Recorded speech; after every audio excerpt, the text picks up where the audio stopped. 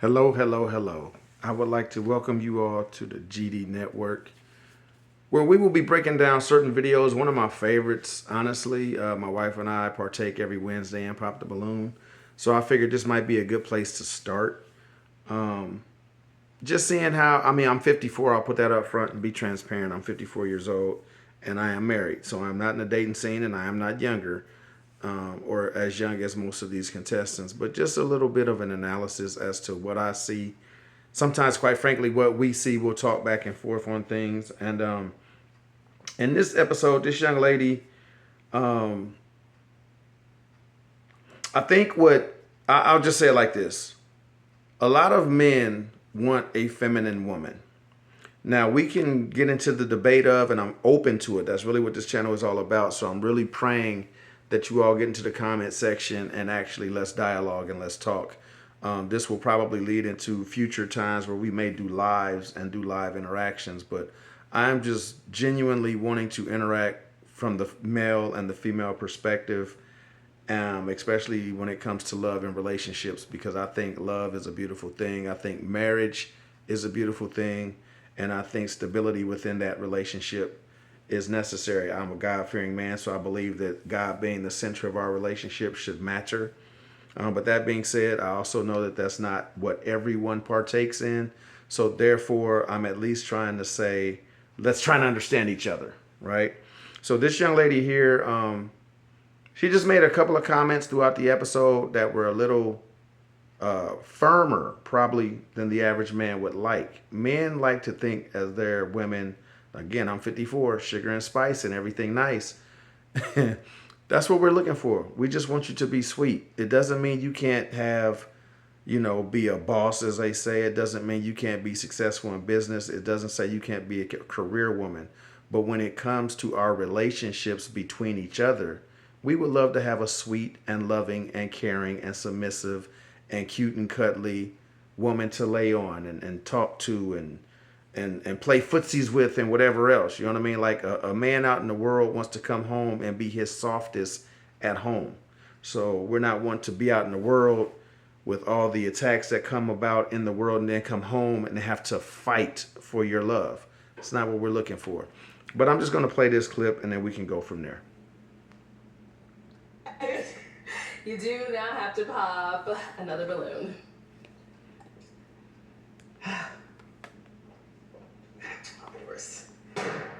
Okay. EJ, why was your balloon unpopped? She looks like she works out. I love someone that can go to the gym. Just wanted to hear her out, for sure. Got it. And why'd you end up popping his balloon? The nightlife thing. It's just... Yeah, no, you were next. You were next. You were next. I'm just not there anymore. Okay. I don't do it, which is, I'm sure you're great at it. So you don't go out at all or nothing like that? Not that much, maybe once or twice a month. Okay. But like I don't party like that anymore. What do you do, if you don't mind me asking? Like for fun? For work. For work, I'm marketing manager and social media manager. So I travel a lot for work and yeah, I mean we go to lounges and stuff, but clubs and not in the club very much. Understand. Good. Yeah. Thank you. All right. I know why you popped, but if you want to go ahead and elaborate. Yeah, no, I like a woman that's open-minded and open to how I make my money. I think money is the hardest thing to attain in this world. Nobody's just handing it out. So if you find somebody with a skill, I don't knock it unless it's something that's immoral or something that's just like, that shames your family, then yeah. But him working in nightlife, me working in nightlife, I wear that. You have like nights that I have to wait for you to come home to, right? Yeah, no, absolutely, Right. absolutely. But the thing is, even with that, I don't feel like everybody's schedule's perfect. And I feel like... No, but I don't want to wait for you. I want to be in bed with you. Absolutely, absolutely. I completely understand that. And yeah, I feel like everybody's schedule is different, but yeah, I do like a woman that's open-minded about that and seeing how close-minded you were about that. I was like, It's okay, not cool. close-minded, it's a preference. That. Yeah. That. And now, is he someone that you type Yeah. from the job? Yeah. So, yeah, for sure. Thank you. Okay. Why'd you end up popping your balloon? I just didn't feel like it was a lot of hostility right there. You know, I like a woman a little bit sweeter, you know. Yeah. He's not wrong. Yeah. Okay. We wouldn't be compatible. No? No, he's not wrong. Okay. Yeah, I have an opinion. See that right there? The way she said it. He's not wrong. I have an opinion. It's not the opinion that the young man is talking about. He's talking about how you're bringing forth the opinion. So see, that's part of the misconception that we have with each other, is just the style in which we communicate. There's the book, Men Are From Venus, Women Are From Mars, or whether it's the other way around, I don't want to misquote it. But we come from different planets. We speak different languages. It is what it is. And there's nothing wrong with that. So having an opinion and expressing that and getting your thoughts across to your partner is 1000% acceptable. And quite frankly, it's needed for any relationship to be healthy.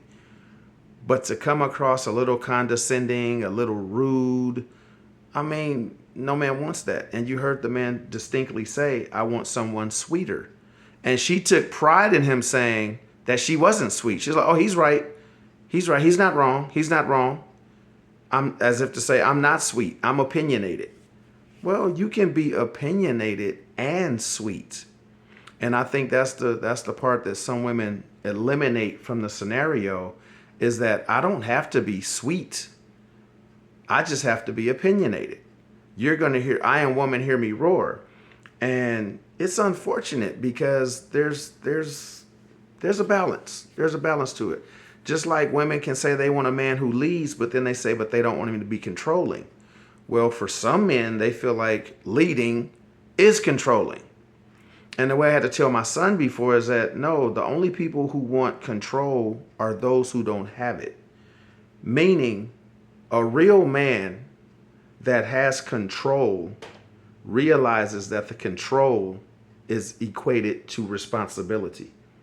So it's not about me controlling you, demanding things of you, feeling as though you can't do anything without my authority saying it's okay. No. Control means I have the responsibility of my children, of my home, of my decision making. I have to incorporate others' thoughts and feelings and beliefs into what I decide is best for my home. That's responsibility. It's not control. So, in my opinion, when a real man understands that, he's not trying to be in control. He's trying to hold the responsibility and love on his wife as Christ loved the church.